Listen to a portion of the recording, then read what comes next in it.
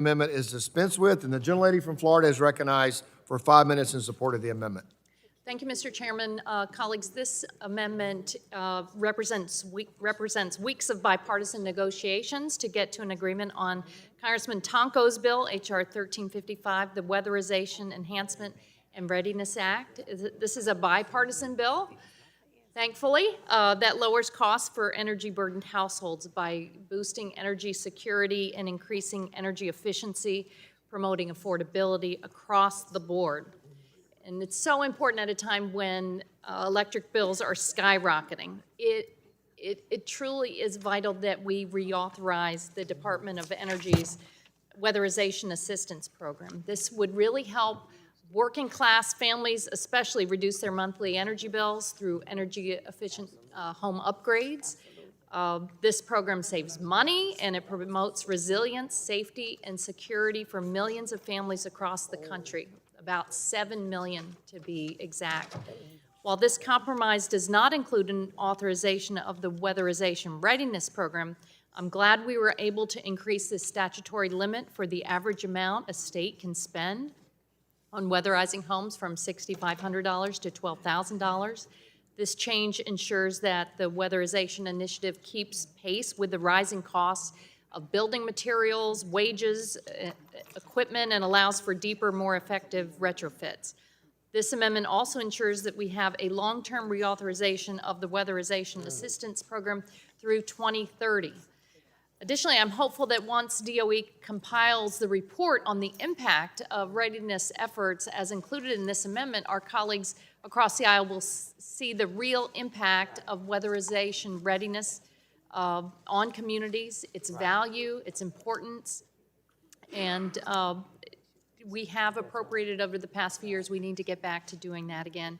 I appreciate Chairs Latta and Guthrie, Majority Committee staff, as well as especially Ranking Member Tonko, Ranking Member Pallone. Thank you all so much for getting this bill across the finish line to deliver vast savings for American families who could really use it right now. Thanks, and I yield back. Thank you. The gentlelady yields back, and the gentleman from Ohio is recognized to speak on the amendment. Well, thank you very much, Mr. Chairman. Really appreciate the opportunity to speak on the amendment and the nature of the substitute. The Weatherization Assistance Program plays an important role in increasing energy efficiency in low-income homes. This saves families money, reduces strain on our nation's grid, and helps keep existing homes in the housing market. I am pleased we were able to reach the bipartisan agreement reflected in this aims, and I thank the representative from New York and the ranking member of the full committee and the subcommittee for working with us on this process. I'm sorry. We yield. And before I yield back, I yield to the chairman. Thank you. I agree this is an important program, and I'm glad that we've all worked hard. Someone I talked to last night said that Kentucky is a leader in the way we implement the program, and really appreciate those compliments. I know when I was in the General Assembly and other areas, getting homes efficient and is very important, particularly focuses on low income and having warm homes and having cool homes in the summer, but having the opportunity to make sure your electric bill, we call the light bill where I'm from, is low is important. Talked about the readiness program. That's important. I'm not saying it's not important.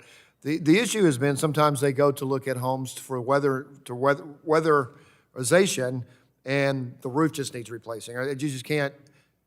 The weatherization wouldn't really help at the level you need, and so we wanted a report to look back. There are people who report their other programs, Habitat for Humanity, other groups that kind of do that kind of work. So we wanted to focus this on homes that where this money will go to the homes that need weatherization, and absolutely not dismiss the fact that there's a greater need too. And thanks for pointing that. The report's in here for us to do that.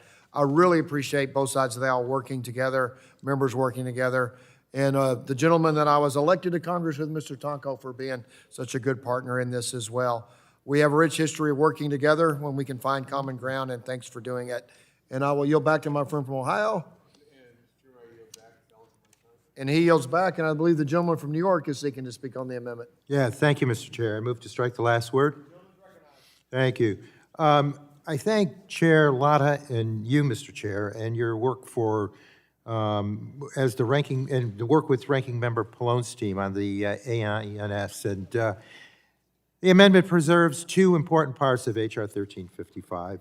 It would reauthorize DOE's Weatherization Assistance Program through fiscal year 2030, and it would raise the program's average cost per dwelling unit to $12,000. And I think it's important to raise that number, but also to maintain an appropriation level that will enable us to not slip in the number of houses that we can do.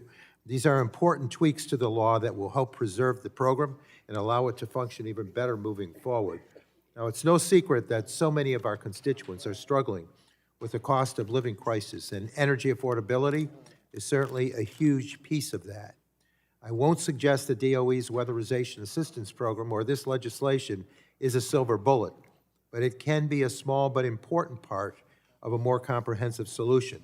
The truth is that a meaningful energy affordability solution will require Congress to step up, understand the challenge, and do more to relieve the pressure that working families are feeling from their energy burden. We know that weatherization works. The households that are eligible for the program spend about 14% of their income on energy costs compared to just 3% for other households. So this is a very meaningful program to those who are income eligible for this relief.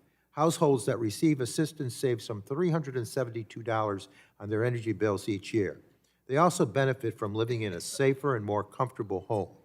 Reauthorizing this program helps ensure that it will be part of our collective efforts to address energy affordability moving forward. And raising that average cost per unit will benefit the long-term health of this program.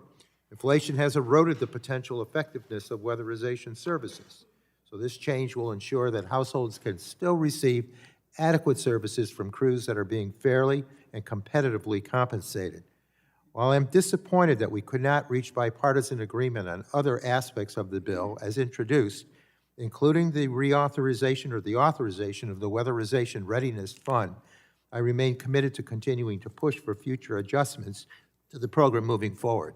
Now, to that Readiness Fund, I know that each of our districts can point to success stories where people have had that Readiness Fund utilized in a way that makes them eligible for the weatherization outcome.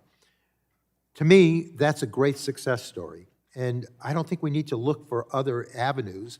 We had a successful Readiness Fund. Let's continue that. Let's make certain we put money into that, because there are those, if they have something like a roof repair, they can then have that affordable outcome with the application of weatherization money. So I think it's only a common sense feature that should be included as we move forward. But for now, I thank the chairs for reaching an agreement on this version of the bill. I urge my colleagues to support the amendment. And with that, I thank you and yield back. Thank you. The gentleman yields back. Is there further discussion on the amendment? Seeing none, now we're going to adopt the amendment in the nature of substitute, and I believe we can do that by voice. And then we will have a roll call vote on the final bill. So if there's no further discussion, the vote occurs on the amendment in the nature of substitute. All those in favor shall signify by saying aye. Aye. All those opposed, nay. The ayes have it, and the amendment is agreed to.